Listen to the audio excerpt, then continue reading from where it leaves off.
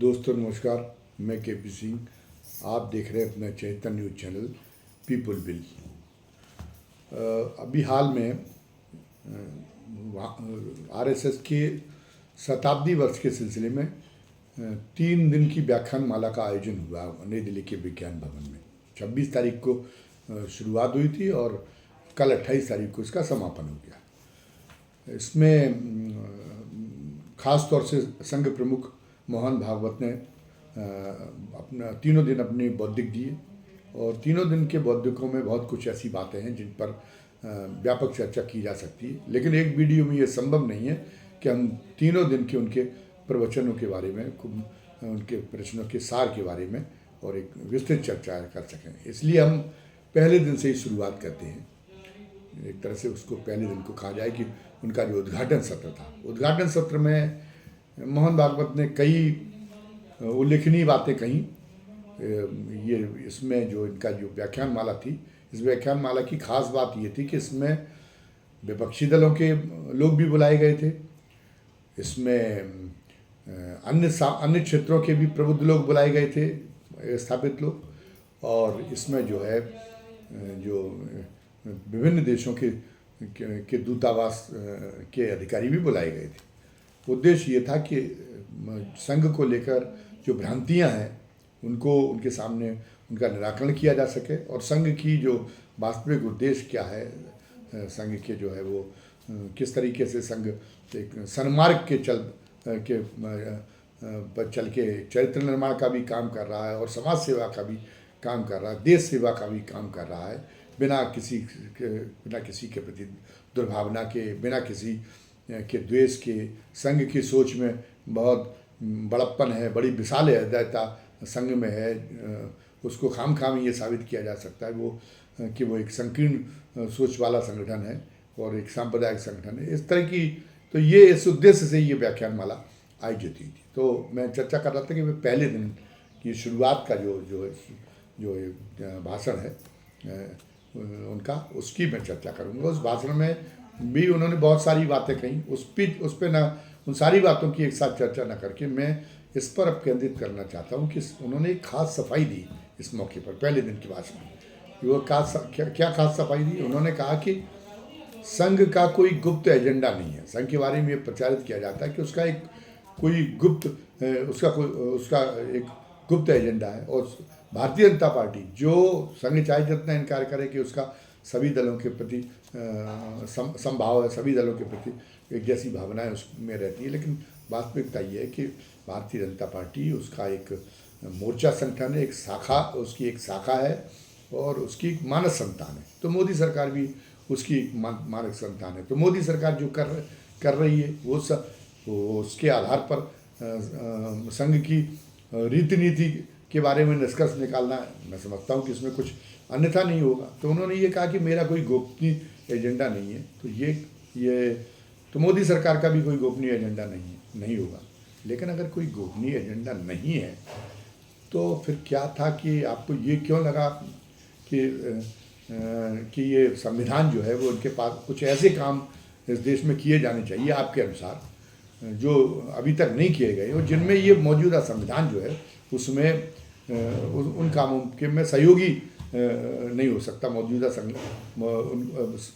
किसी तरीके से वो उनमें उसके जो विचार है, संविधान के विचार है, संविधान की जो व्यवस्था है वो जो है उनमें उसमें उपयोगी नहीं हो सकती। तो ये था कि आपने शुरुआत से ही एक मुहिम सी चलाई इस संविधान में पूरी तरह से बदलाव की और शायद इसी के लिए जो 2024 के चुनाव में है वो उसमें भारतीय जनता पार्टी ने अब की बार 400 पार का नारा शायद इसीलिए दिया था क्योंकि वो इतने ज़्यादा संशोधन करना चाहते थे। संशोधन क्या करना चाहते थे?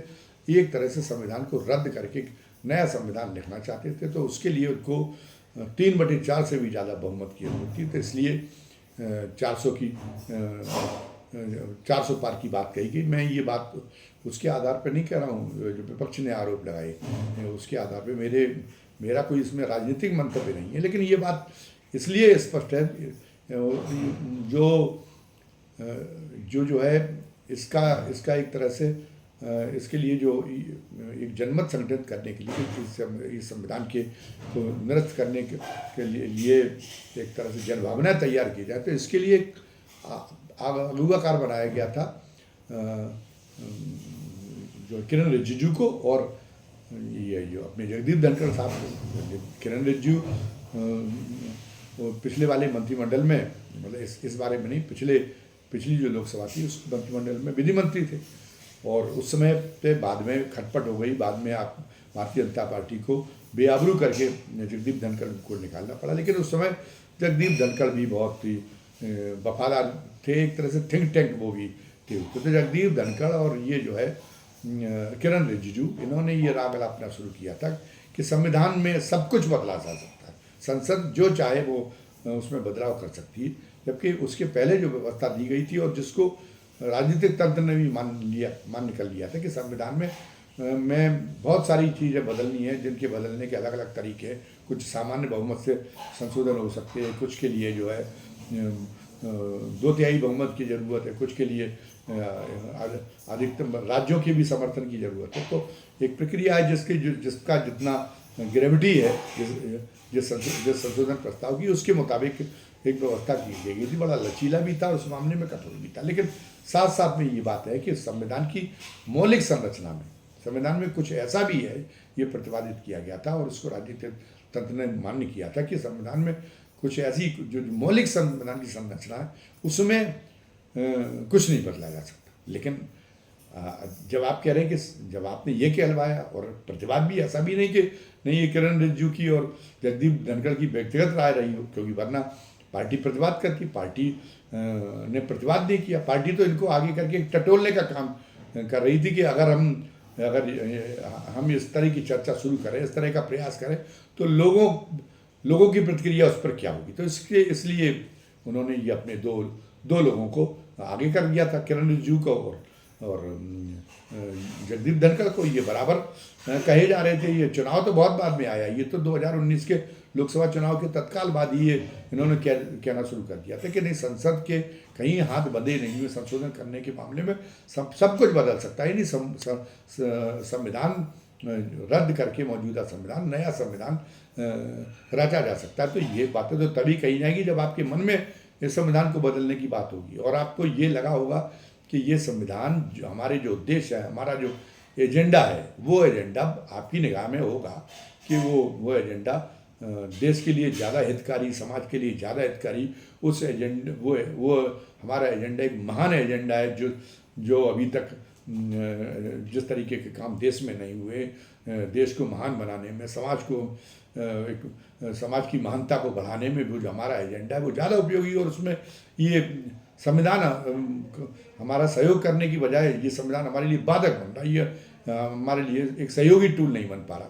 तो इसीलिए तो आपके मन में रहा हो कि आपने कहा कि आपने ये बातें कहलवाई, और फिर ये प्रयास भी किया कि 400 पार का हमें बहुमत मिल जाए कि हमें संविधान को बदलें।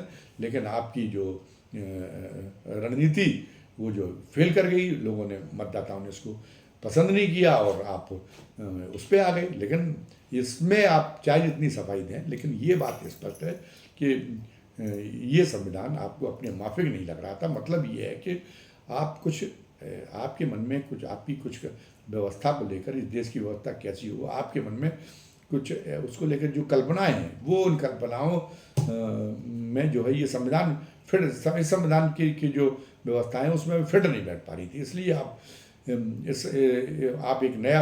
आप एक कोशिश कर रहे थे। पहली तो आप कोशिश कर रहे थे कि ये संविधान को रद्द कर दिया जाए।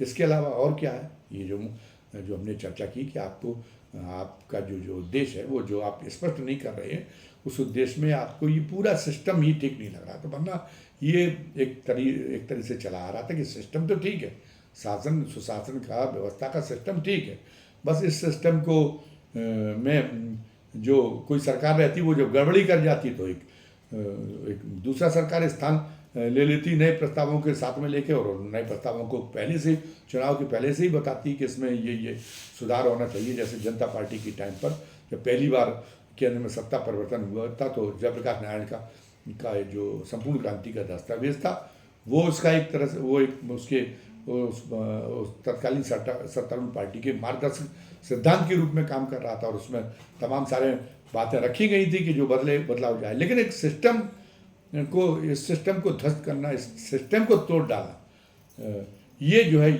ये भाव किसी में नहीं रहा। ये अमेरिका में जैसे सिस्टम अपनी तरह रन करता रहता, सरकारें आती रहती जाती रहती, तो यही था कि सरकारें अभी तक ये चल रहा था जब मोदी सरकार आने के पहले की सरकारें तो कई बार आई गई हो चुकी थी, तमाम बदलाव हो चुके थे। भारतीय जनता पार्टी को भी मौका मिल गया था, और उनको समाजवादियों को भी बीच में मौका मिल गया था, कांग्रेस को मौका मिला ही, फिर एक बार समाजवादी और उसका जनसंघ का सबका मिला जा कि उनको एक मौका मिल रहा था। लेकिन सिस्टम को किसी ने नष्ट करने का काम ये जो है ये दुस्साहस नहीं दिखाया। न मन में कोई ऐसी किसी के मन में ऐसी कल्पना रही कि जिससे वो ये सोचते कि सिस्टम के रहते हुए वो जो उनके बहुत अच्छे उद्देश्य है वो उनकी पूर्ति संभव नहीं। सभी इस सिस्टम में ही अपनी उसका समाधान पूछते रहे, अपने प्रश्नों का समाधान पूछते रहे, पहले नहीं किया। लेकिन जो मोदी सरकार के बदलाव के बाद में, जो मोदी सरकार के आने के बाद जो काम हो रहा है, तो उसमें तो ये बहुत स्पष्ट रूप से प्रदर्शित है। केवल संविधान के मामले में नहीं कि वो सिस्टम को ही पूरा क्यों ध्वस्त कर सकते, वो ध्वस्त करना चाहते, वो सिस्टम को ही समझते कि सिस्टम ही देश हित के अनुकूल नहीं है, तो इसलिए वो उसको भी कर रहे। वो अन्य जो संस्थाएं हैं उनमें भी उसी तरीके का की दखल देने का प्रयास किया जा रहा है। न्यायपालिका में कोशिशें बहुत सामने आई हैं, कई मीडिया के एक वर्ग में बहुत प्रमुखता के साथ में ये बातें छापी जा रही हैं कि अब जो नियुक्तियां हो रही हैं, भले नियुक्तियां कॉलेजियम ही कर रहा हो, लेकिन नियुक्तियां ऐसे जजों की नियुक्तियां हो रही हाई कोर्ट से लेकर सुप्रीम कोर्ट तक, जो न्याय के जो उच्चतम प्रोफेशनल मानक हैं उनके अनुसार काम न करें, वो एक खास धारणाओं के तहत वो काम करें। ऐसे जो एक खास धारणाएं रखते हैं और वो उनको जो एक प्रोफेशनल मानक है उनसे उनको ऊपर समझते हैं, तो वो उन जजों की नियुक्ति की जा रही। तो अभी तक जो एक न्याय के मामले में, एक न्यायपालिका के मामले में अभी तक जो लोगों की एक बनी हुई है न्यायपालिका को लेकर तस्वीर, तो वो वही प्रोफेशनल एक तस्वीर होनी चाहिए जो दुनिया भर में जो न्यायपालिका के मानक है उसके अनुसार वो काम करते दिखाई देने चाहिए। उसको अपने संविधान के मुताबिक अपने और अन्य तमाम अपनी जो संस्थाएं हैं उनके मुताबिक वो कार्य करते हुए दिखना चाहिए। तो वो जो है वो अब नहीं हो रहा, उससे कहीं ना कहीं परे जा रहे। कई जजों के निर्णयों में जो इस राजनीतिक दखल की वजह से जो भले ही अप्रत्यक्ष हो, जिसको भले ही साबित न किया जा सकता हो, लेकिन अब ये बहुत खुल के ये बात सामने आने लगी है कि एक राजनीतिक उसके पीछे हस्तक्षेप है, जो नियुक्तियां हो रही हैं और उसमें खास धारणा के जज पहुंचाए जा रहे हैं, जो और उनका वो जो फैसले देते हैं वो उन फैसलों में उनकी वो धारणाएं प्रतिबिंबित होती हैं, और जो विशुद्धतम एक तरह से संवैधानिकता में विश्वास करती है, जो जिनके अंदर लीगल सेंस है, वो मतलब बहुत असहज हो जाते हैं वर्तमान न्यायपालिका के कई जजों के फैसले देखे। अभी तो देखा यहाँ तक कि अब जज संतुष्ट नहीं हो पा रहे, तमाम पूर्व जज भी न्यायपालिका जो वर्तमान जजों के फैसले उनके ऊपर टिप्पणी कर रहे हैं। और वी नागरत्ना तो अभी भी सिटिंग जज हैं, और उनको तो ये अनुमान ये किया जाता है कि वो तो भारत की पहली महिला प्रधान न्यायाधीश होंगी सुप्रीम कोर्ट की। तो अभी जो नियुक्तियां हुई 2 जजों की, तो वहाँ पर विपुल पंचोली की नियुक्ति को लेके वी नागरत्ना ने जिस ढंग से आपत्तियाँ जो आपत्तियाँ उठाई, बाकी जो 4 जज थे उनके पास में उनका कोई जवाब नहीं था, लेकिन फिर भी उन्होंने विपुल पंचोली की नियुक्ति उनको कर दी। हो सकता है कि विपुल पंचोली के बारे में जो आशंका है उनके, जब वो गुजरात हाई कोर्ट में रहते हुए उन्होंने कुछ ऐसे फैसले दिए थे जिसको लेके उनके प्रति एक पूर्वाग्रह बन गया। हो सकता है कि वो निराधार हो, और उस जो उन्होंने काम किए थे गुजरात हाई कोर्ट में रहते हुए, उसके बाद में उनका वी नागरत्ना बता रही कि उसके बाद में सुप्रीम कोर्ट के प्रधान न्यायाधीशों ने एक उनके बारे में एक गोपनीय तौर पर विचार किया था, और उसमें जो है उन्होंने माना था कि न्यायिक मानदंडों के विरुद्ध है कि कुछ मामलों में उन्होंने फैसले दिए और इसलिए उनका एक तरह से प्रशासनिक, एक तरह से दंडात्मक ट्रांसफर था पटना हाई कोर्ट में। तो उन्होंने ये भी कहा आपत्ति उठाते हुए, क्योंकि अब तो बीबी नागरत्ना ने ये मांग की थी कि अगर मेरी बात नहीं मानी जा रही तो मेरे जो नोट्स हैं वो नोट्स को सुप्रीम कोर्ट की वेबसाइट में अपलोड किया जाए। तो वो अपलोड हो गई तो ये बात सामने आ गई कि उन्होंने इशारों में कहा है कि उनका ट्रांसफ़र एक सामान्य ट्रांसफ़र नहीं था, वो उनका ट्रांसफ़र एक तरह से एक अप्रसन्नता की उसमें अभिव्यक्ति थी, उसमें ट्रांसफ़र नहीं था, वो हटाया जाना था उनका गुजरात का। तो इसलिए उनके कि वो सुप्रीम कोर्ट में बैठ के किस तरीके का फैसला देंगे, इसलिए उसको लेके आशंका होना स्वाभाविक है। लेकिन चलिए हम मानते हैं कि एक लोग जस्टिस सूर्यकांत के बारे में भी तमाम तरह की बातें कहते हैं कि वो भी एक खास विचारधारा, एक खास पार्टी के बारे में रुझान रखते हैं। लेकिन हमें दिखता है कि वो जो हमने उसमें गौर किया, उनकी जो चुनाव आचार चल रही मतदाता सूचियों के संबंध में SIR को लेकर जो याचिका में चल रही, तो उसमें उन्होंने जो अभी तक जो व्यवस्थाएं दी हैं वो व्यवस्थाएं कोई ये नहीं कह सकता कि वो उनमें मनमानापन नहीं है। वो व्यवस्था उसके पीछे एक मजबूत कानूनी तर्क हैं। तो वो तो ये माना जाता है कि जज भी आदमी होते, जज की भी धारणाएं कुछ भी हों, जज की अपनी व्यक्तिगत विचारधारा कुछ भी हो, लेकिन जब वो एक जज की कुर्सी पर बैठता है तो पंच परमेश्वर के अंतर्गत पंच परमेश्वर के उसके अंदर बात हो जाता है। तो फिर वो जो न्याय के जो सूत्र हैं, वो न्याय के सूत्र के अनुसार ही उसके फैसले में वो न्याय के सूत्र ही झलकते हैं। जैसे जस्टिस सूर्यकांत के में, वैसे ही हम उम्मीद रखते हैं कि जस्टिस जो विपुल पंचोली के मामले में भी कोई ऐसा अंदेशा सामने नहीं आएगा। लेकिन है तो है ही, ये बात तो सामने आ ही गई कि हस्तक्षेप हो रहा है और न्यायपालिका के राजनीतिकरण का प्रयास हो रहा है। तो ये क्यों हो रहा है? क्या जो वर्तमान न्यायिक सिद्धांत हैं, वर्तमान जो न्यायिक ढांचा है, क्या आपकी समझ में ये आ रहा है कि वो वर्तमान न्यायिक ढांचा आप जिसको भारतीयता कहते हैं उन भारतीय मान्यताओं के अनुकूल नहीं है? वो जो है वो आयातित विचारों से अभी तक न्यायपालिका प्रेरित हो रही। तो इसलिए आप जो है न्यायपालिका के शुद्धिकरण के लिए मतलब ये कर रहे हो, ये जो हस्तक्षेप है इसलिए हो रहा हो, तो अब ये मानना पड़ेगा कि आपका कुछ ना कुछ तो जो अभी तक का सर्वस्वीकृत एजेंडा है, एक जो सर्वस्वीकृत सिस्टम है और जिसका एक पार्ट न्यायपालिका भी है, तो उससे कुछ अलग हटके तो आपके मन में कुछ विचार हैं, कुछ कल्पनाएं उससे अलग हटके हैं। इससे भी साबित होता है आप जिस ढंग से, इसके अलावा अभी ये माना जाता है कि बहुदलीय लोकतंत्र अभी तो देश में है और इसमें विपक्ष के अस्तित्व को भी बड़ा महत्व दिया जाता है। कई बार तो ये हुआ, ये कहते हैं कि जब डॉक्टर लोहिया चुनाव हार गए थे जवाहरलाल जी के खिलाफ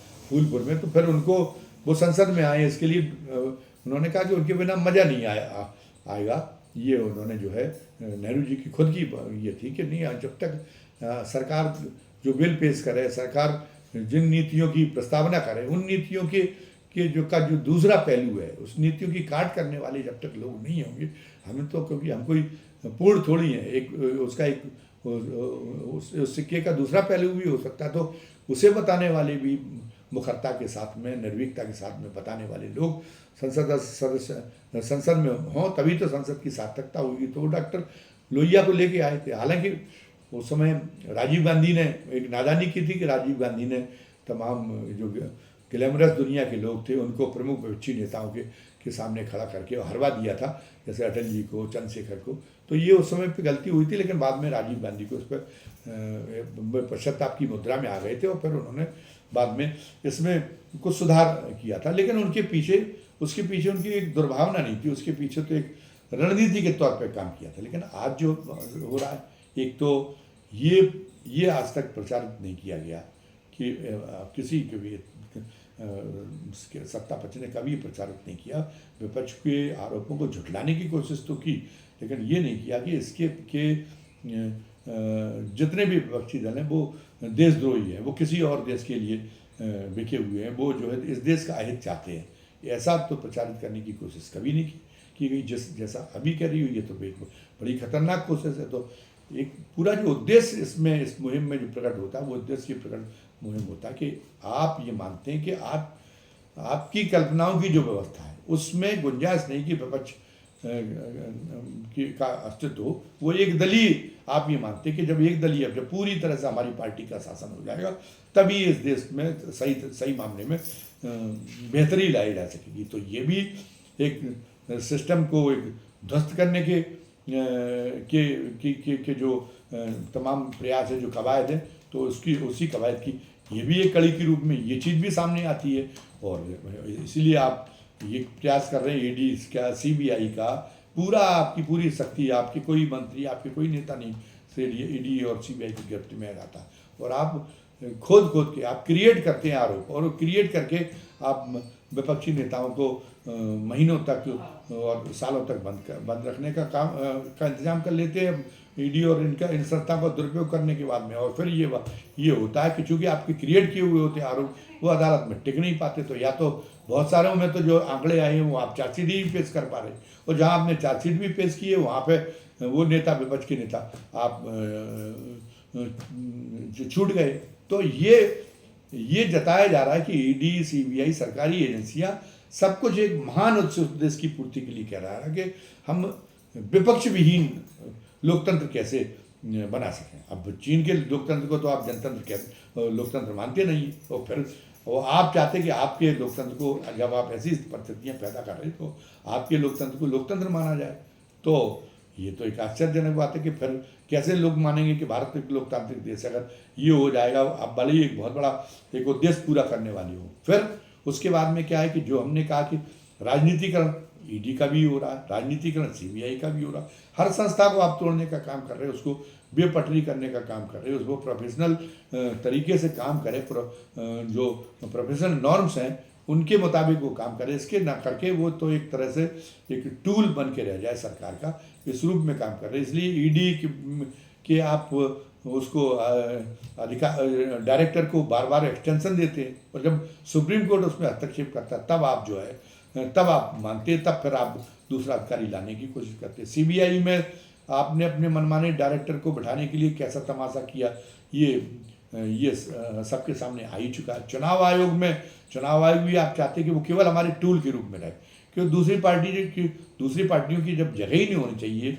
आपके उसमें, आपकी जो कल्पना है उसमें जब दूसरी पार्टियों के लिए जगह ही नहीं है, तो दूसरी पार्टियों दाल भात में मूसर चंद क्यों माने। फिलहाल हमें एक अंतरिम तौर पर अभी है कि हमें बहुमत नहीं आ पाया, तो हम इसलिए अपनी मन का काम नहीं कर रहे हैं। तो तब तक के लिए हम चलो ठीक है, आपको एक औपचारिकता के लिए शामिल किए जाते हैं। लेकिन ऐसा चयन समिति, चयन बोर्ड इस टाइप का बनाया गया कि चयन बोर्ड में एक प्रधानमंत्री है और एक जो है वो है एक उनके द्वारा नामित कैबिनेट का सदस्य होता है, और उसके बाद नेता प्रतिपक्ष। तो नेता प्रतिपक्ष दो आपके हो गए, नेता प्रतिपक्ष अकेला रह गया, तो वो क्या झंझना बजा लेगा, वो क्या कर लेगा। वो जो आप चाहेंगे उसी को चुनाव आयुक्त बना देंगे। और आपने प्रधान न्यायाधीश की जो व्यवस्था थी कि एक संतुलन बना रहे और मनमानी ना हो पाए किसी पक्ष से, वो आपने इसलिए हटा दिया उसको। तो आप ये भी, तो वो जो आपकी भावना है कि नहीं चुनाव आयोग, वो सिस्टम को जो ध्वस्त करने की भावना है कि चुनाव आयोग निष्पक्ष और एक निरपेक्ष चुनाव आयोग हो, वो ना हो कि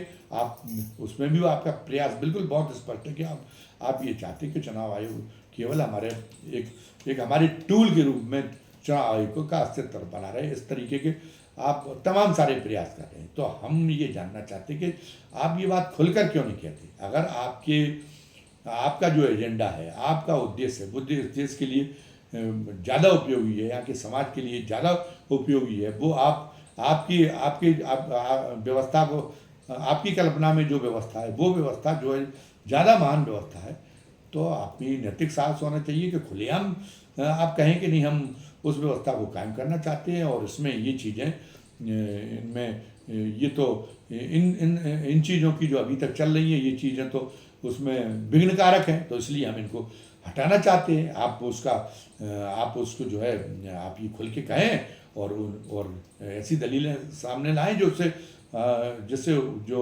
आप जो इनका औचित्य सिद्ध करें उससे लोग भी सहमत हो जाएं। लेकिन अगर आप ऐसा नहीं कर रहे तो फिर और आप के मन में कुछ ना कुछ गुप्त कुछ ना कुछ अलग हटके एजेंडा है, इसीलिए आप इस अभी तक की पूरे सिस्टम को एक किनारे करके नए उसकी जगह पे एक नए सिस्टम को लाने की कोशिश करें, तो ये माना जाएगा कि आपका कुछ ना कुछ एक अलग एजेंडा है जिसके बारे में आप लोगों को बताना नहीं चाहते। तो आप लोगों को क्यों नहीं बताना चाहते? इसका मतलब आपके मन में कोई चोर है।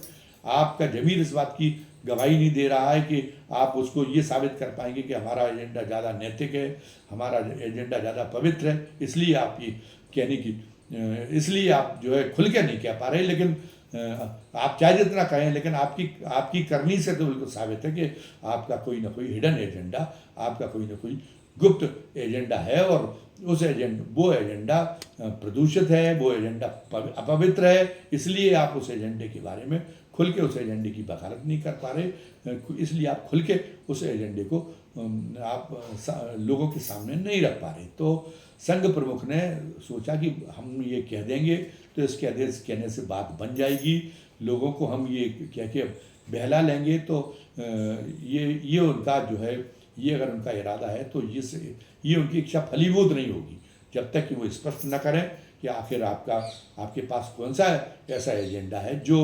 जिसमें अभी की जो व्यवस्था है वो मिसफिट है। लोग आपके साथ होंगे अगर आपका एजेंडा वास्तव में बहुत हितकारी होगा, बहुत काम का आपका एजेंडा होगा, तो लोग आपके साथ होंगे। तो आप या तो वो जिस एजेंडा को आप गुप्त बनाए हुए उस एजेंडे को सामने रखें और आप लोगों से समर्थन मांगने का काम करें, और या फिर ये है कि जो आपके मन में जो कपट है उस कपट को त्याग दें, और जो सिस्टम की जो अभी रवायत जो चल रही है कि जैसा सिस्टम है उस सिस्टम को और ज़्यादा मजबूत और ज़्यादा उपयोगी कैसे बनाया जा सके। जब भी चुनाव के माध्यम से परिवर्तन हो तो नई आने वाली जो सरकार है वो ये इस भावना के साथ में परारूढ़ हो, ये इस काम में, इस उद्देश्य में, इस उद्देश्य की पूर्ति में आपको सहयोगी बनना चाहिए। तभी आपकी प्रतिष्ठा कायम रह पाएगी, और तभी जो है आपके ऊपर जो आरोप लग रहे हैं उनका निराकरण हो पाएगा। धन्यवाद। जय हिंद, जय भारत।